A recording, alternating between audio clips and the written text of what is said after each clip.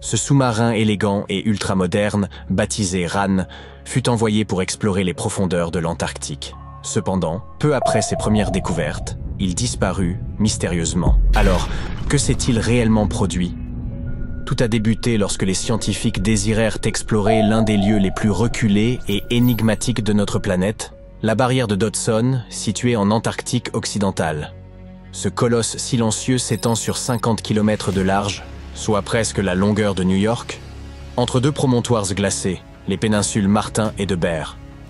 Il recèle un monde entier de mystères géologiques. Si vous croyez que l'Antarctique n'est qu'un désert de neige et de glace épaisse, vous vous trompez. De véritables paysages inconnus se dissimulent sous cette couche glacée. La face inférieure de la barrière de Dodson présente un terrain accidenté et dynamique, façonné par les forces lentes et implacables de la nature. On y trouve des formations de glace imposantes, des crevasses profondes et des structures étranges s'étendant sur des centaines de mètres. Les scientifiques sont extrêmement curieux vis-à-vis de ce territoire. Toutefois, comme vous pouvez l'imaginer, cet environnement n'est guère facile à explorer. Pour en apprendre davantage, il nous faudrait scruter la région via des satellites ou tenter de percer la glace pour rassembler, morceau par morceau, l'ensemble du panorama. Hélas, ces méthodes n'ont offert que des indices vagues et incomplets. La véritable percée s'est produite lorsque les scientifiques eurent l'idée d'envoyer des sous-marins pour explorer la barrière de Dodson. Grâce à des submersibles autonomes capables de plonger sous la glace, ils sont capables de révéler ce qui se cache réellement en profondeur. Ces explorateurs robotiques sont équipés de systèmes sonars impressionnants. C'est ce que font les chauves-souris ou les dauphins. Ils utilisent le son pour voir le monde.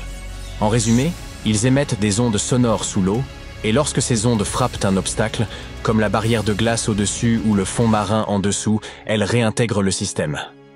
Les animaux ressentent le temps que mettent les ondes sonores à revenir et les modifications qu'elles subissent, ce qui leur permet de localiser et d'interpréter leur environnement. Par exemple, les clics que les dauphins émettent leur indiquent où se trouvent les poissons. Nous avons reproduit cette astuce évolutive fascinante et l'avons adaptée à notre exploration sous-marine. Toutefois, notre version est bien plus performante, offrant un niveau de précision accru qui nous permet de créer des cartes 3D détaillées de l'environnement. Le sous-marin RAN faisait partie de ces explorateurs robotisés. Il doit son nom à la déité nordique de la mer. RAN avait été méticuleusement programmé pour naviguer à travers le paysage dangereux de l'Antarctique.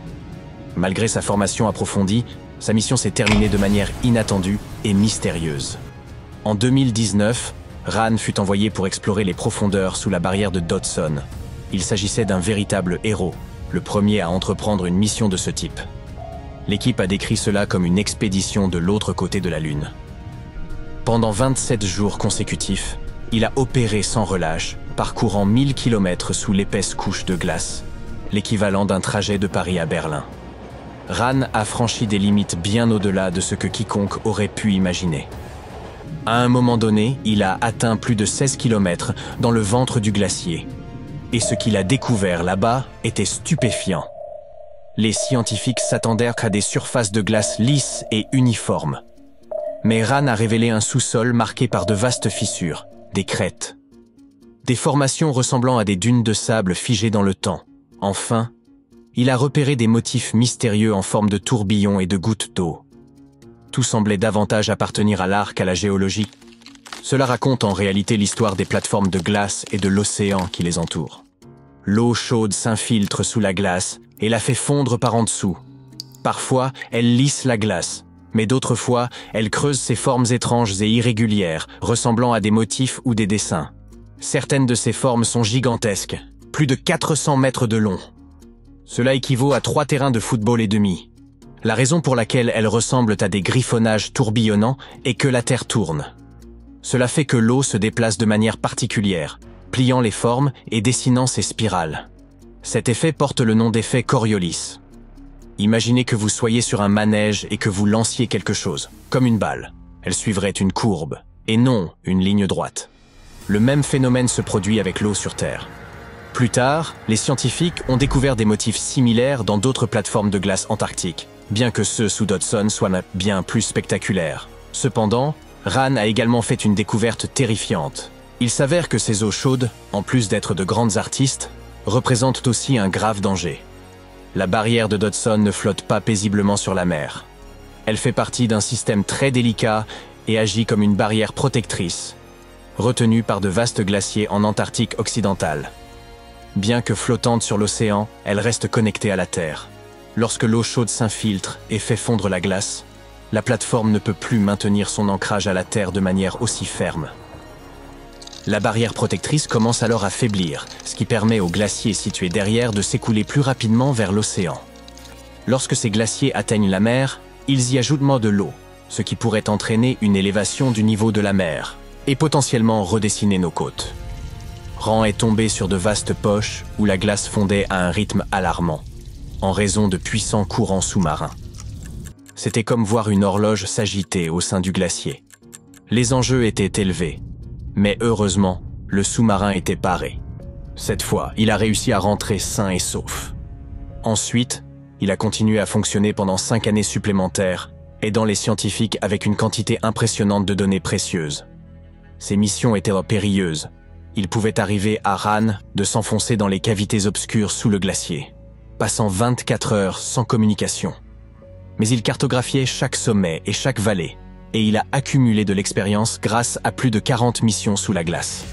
Puis, au début de l'année 2024, Rann a entrepris une mission vers le glacier Thwaites. Ses objectifs étaient dès le départ audacieux. Cet endroit est aussi tristement surnommé le glacier de l'Apocalypse. On l'appelle ainsi car il fond lentement et pourrait provoquer une montée des océans du globe s'il s'effondrait, entraînant des catastrophes à grande échelle. C'est pourquoi Rann a été dépêché pour explorer ses profondeurs, un lieu qui n'avait jamais été cartographié avec autant de détails auparavant.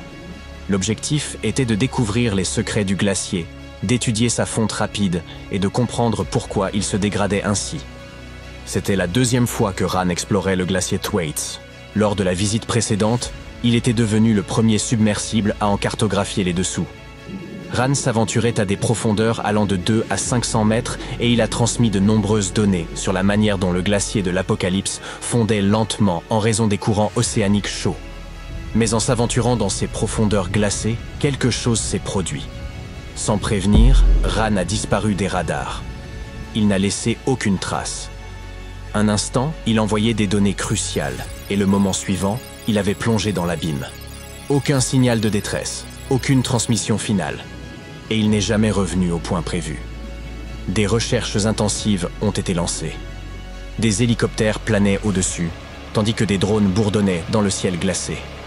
Mais aucun signe du submersible ne s'est manifesté sous l'emprise du glacier. Au bout d'un certain temps, les batteries de Rann seraient sans doute épuisées. À ce stade, il avait certainement été englouti par l'abîme sous 450 mètres de glace. Ce fut une grande et triste perte pour l'équipe scientifique. Les chercheurs de l'université de Göteborg tentent désormais de remplacer Rann et de poursuivre leurs recherches sous le glacier Thwaites. À ce jour, les scientifiques n'ont aucune certitude sur ce qui s'est réellement produit. Certains pensent qu'il pourrait avoir été piégé sous la glace, tandis que d'autres croient qu'il a été emporté par un courant invisible. Il se pourrait aussi qu'il ait percuté quelque chose d'inattendu. Quelles que soient les circonstances de sa disparition, celle-ci a laissé les scientifiques stupéfaits, et il semble que la barrière de glace continuera de garder ses secrets pour un moment. Au moins, nous avons accumulé un trésor de connaissances grâce au périple de Rann. Les scientifiques continuent d'explorer l'Antarctique, cherchant l'histoire cachée sous la neige.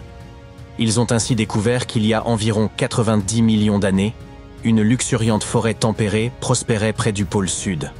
Ils ont révélé un monde ancien bien plus chaud que ce qu'ils imaginaient. Dans les profondeurs de l'Antarctique, ils ont exhumé des racines fossilisées, du pollen et des spores préservés dans le sol. Cela montre qu'une forêt pluviale marécageuse prospérait malgré des mois de nuit polaires.